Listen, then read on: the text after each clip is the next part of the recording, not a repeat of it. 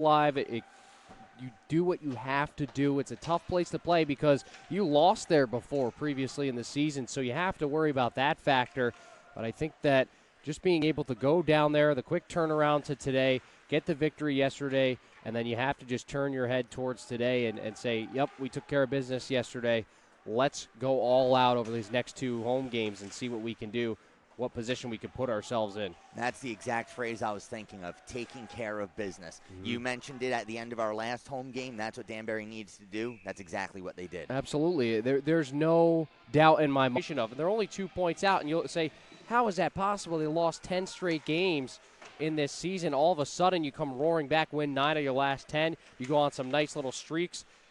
That's exactly how it's possible. They're playing their best hockey at the most important time of the season. Liam Murphy driving to the outside, trying to get around Franklin Berry on goal, saved by O'Brien.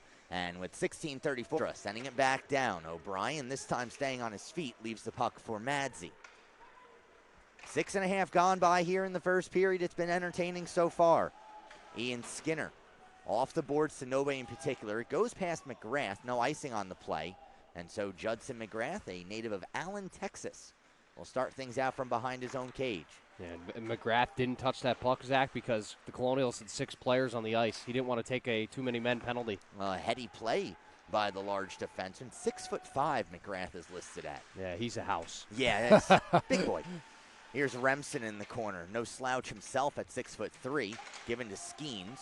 Now Remsen again, tries forcing it back to the point, cut off by Murphy, and taken out of the zone by Fuller. He chips one off the boards, picked up by Liebold. Liebold, and on goal, saved by O'Brien. The rebound, good, sent wide. Not sure if O'Brien got a piece of it.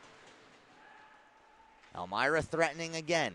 Skinner, his shot, kicked aside by O'Brien. At the point, this is Oliver Land on goal, saved by O'Brien, and this time he'll get a glove on it. And Jack, I'm starting to feel a playoff at one with Cope's quick release. The best goal scorer on this team cashes in another one, and that's what Danbury needed. Being outshot, outplayed in this game, they have the lead. Now Skeens a drive off the glove of Conkle. For Brandon Cope, it is his 30th goal of the season. You mentioned it, Jack, the best goal scorer on this team, and now he's hit 30. Here's Maverick Skeens, the converted defenseman, shoveling one off the skates of Remsen. Turnaround shot by Mshar. Another odd man rush for Elmira. It's because another Danbury Colonial bites at the blue line. It was this time Ryan Wojciechowski created that 3-on-1, and that shot actually beat O'Brien. It just hit the side of the net. You kind of saw O'Brien after the play shake his head saying, man, I got to have that one. Shot from the point gets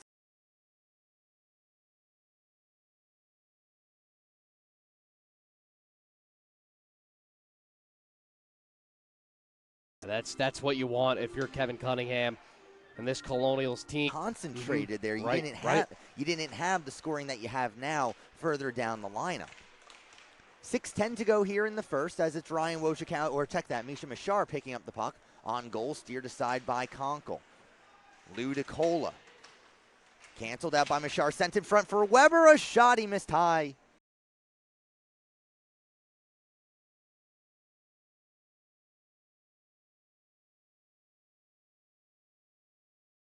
The side, Misha Mshar picks it up.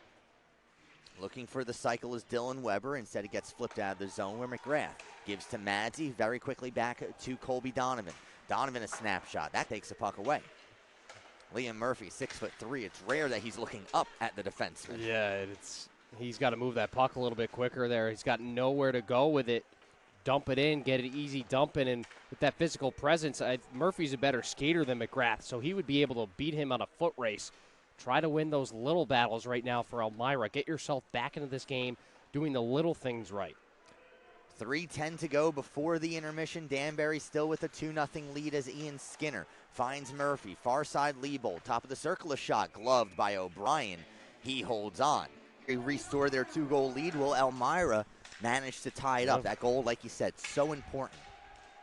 Here is Franklin Berry over the line. His shot goes wide. Remsen a one-timer. It flutters into the chest of Conkle. He holds on. Just puts a shot on net, gets credited for a good one. O'Brien's going to want to have that one back. It was well defended. It just looked like an easy, simple shot. They just snuck it by that blocker's side. And does Elmira have life? for Balestra. It is his first goal of the season in his 10th game played for Elmira. Congratulations to him. And now we have, once again, a 2-goal game. And Elmira's power play, after giving up 2 shorties, gets one back. Now it's Balestra in the near side corner, beaten to the puck by Maverick Skeens. Skeens avoids a check from Chase Caravella. And Wojciechowski from the point, knocked down by his teammate Misha Mshar. Should also mention on Cope's shorthanded goal, that's his second of the game. Now Caravella, giving all sorts of trouble to Connor Lefkoff. Lefkoff's able to turn away from the pressure, and he finds Maverick Skeens. Those two were paired up together earlier in the season. Now Skeens stops, sends it behind the net. He was hoping Remsen would go after it. Remsen was tied up with Balestra. Fogelgren will manage to clear it out. Delayed call coming up. I believe this will go against Danbury. Yep. It does. Goal in and out of the glove of Angle. Land falls down on the play. Turned over. Looking for the shot is Remsen. That's blocked as well. Remsen's got to pick his head up. He had Maverick Skeens all alone in the slot there. He's looking for the shot himself. Just didn't have the time. He gets that pass away quickly. Much better scoring opportunity. Misha Mshar off the boards, intended for Skeens, too far. Skeens manages to touch up, and Mshar will send it down once again. Jeffrey Walton. Skeens takes it away. Back at the point, McGrath, a screamer that goes wide. Well, you haven't seen a ton from McGrath on the offensive end, but how about that shot? I mean, that thing just kept going. That's something I wouldn't want to get in the way of. No. Now Misha Mishar's shot is blocked. Another follow-up in and out of the glove of Angle. He gets it out of midair. That's exactly what we're going to get. Colby Donovan, Misha Mshar up front for Danbury. It is Jeffrey Walton and Ethan Fuller for the Eagles. Here is Mshar from the neutral zone into the glove of Angle. He makes no mistake. Holds on and... Okay, this is where the game is. Danbury just trying to keep their offensive flow going, and Elmira trying to get out of a little bit of a rut here, and maybe the open ice helps the game open up a little bit. We'll see. Mshar gives along Madsey, and now Donovan. Colby Donovan with the captain's A on the front of his jersey. Gets the blue line, shot on goal, kicked aside by Angle. Donovan goes after his own rebound. Darling gets there first, and then Donovan gets upended. Meanwhile, doing some Yeoman's work is Misha Mshar. He is hauled down on the play. Sorry, yeoman's work. Puck on the seal out, so if they can keep going back to that, I think that's the best way for them to gain zone entries. And beyond that, they certainly have the speed to yeah. execute as well. Barry swings one over far side for Mshar. Mshar nearly able to connect with Remsen. Remsen will pick it up off the boards. A sharp angle attempt off the stick of Angle. Now Remsen in the corner. Goes behind the net, out of the reach of Maverick Skeens. DeCola is able to clear. It goes over the stick of Ben Sauerball. Haven't seen too much of Sauerball in this second period. Now Mshar dumps it into the Elmira zone. Remsen beaten to the puck by Balestra.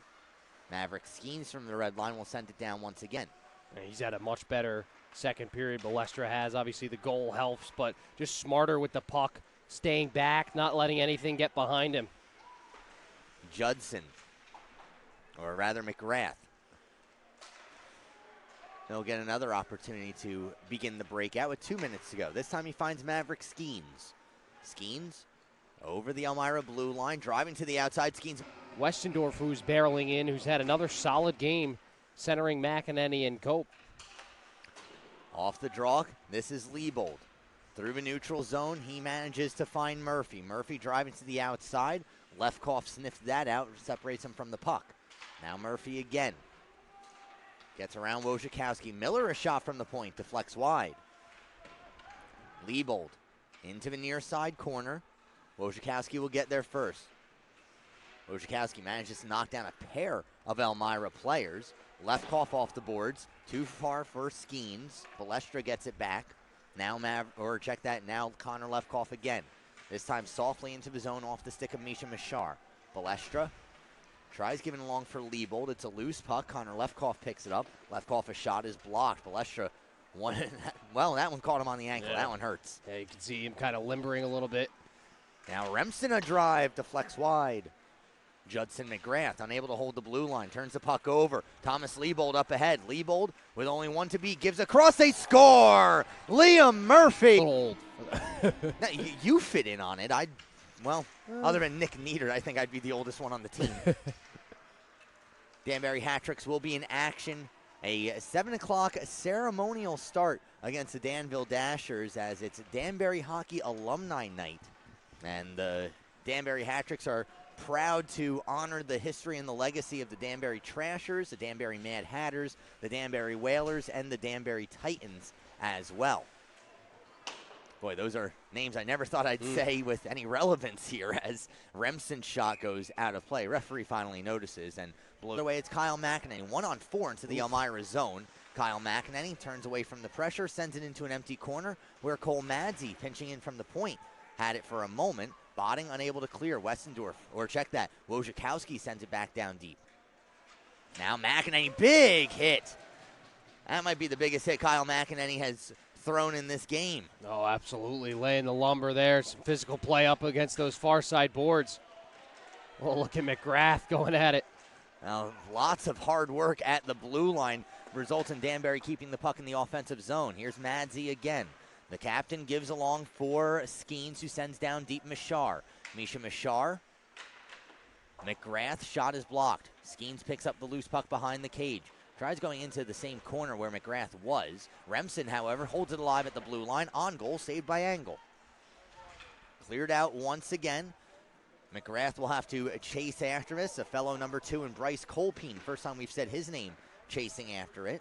Now Cole Madsey with 8:20 to go in regulation time. Misha Mshar sends it over far side. Knocked down by Walton. Walton chips it along.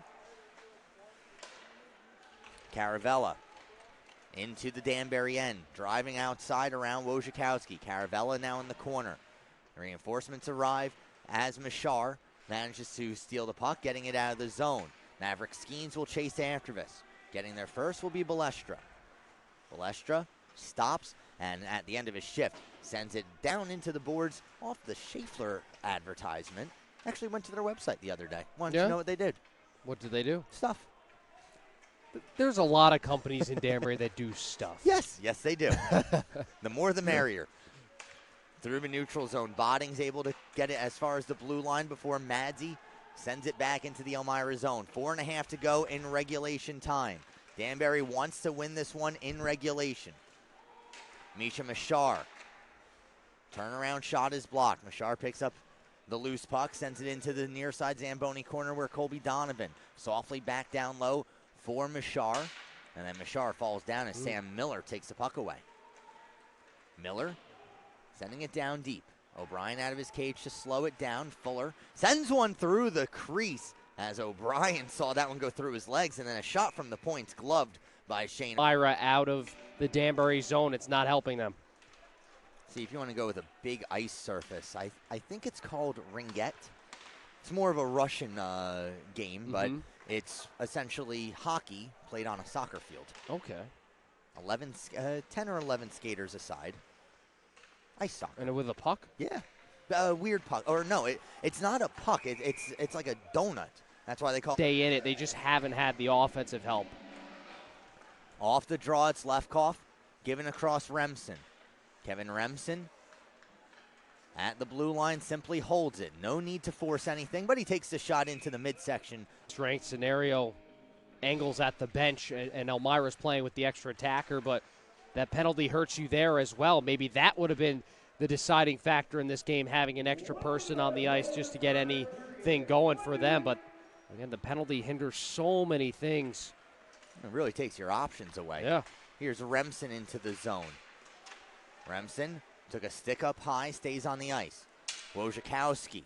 Misha Mshar was tripped behind the play. He's slow up to his feet. Now Skeens across Remsen, a shot. Great save, Andrew Angle. Yeah, good blocker. Came across, goes from left to right there on Remsen, who's in a nice little spot there. Finds a little inlet cove against the defenders and just gets the quick shot away, but good fight-off save there by Angle in the waning seconds. 20 seconds to go. 10 seconds to go in Elmira's penalty. Danbury with a 2-goal lead. And now Cole Madsey simply content to run out the rest of the clock. And, well, for the first time since the beginning of the season, the Danbury Colonials will have a share of first place as they defeat the Elmira Junior Soaring Eagles by a score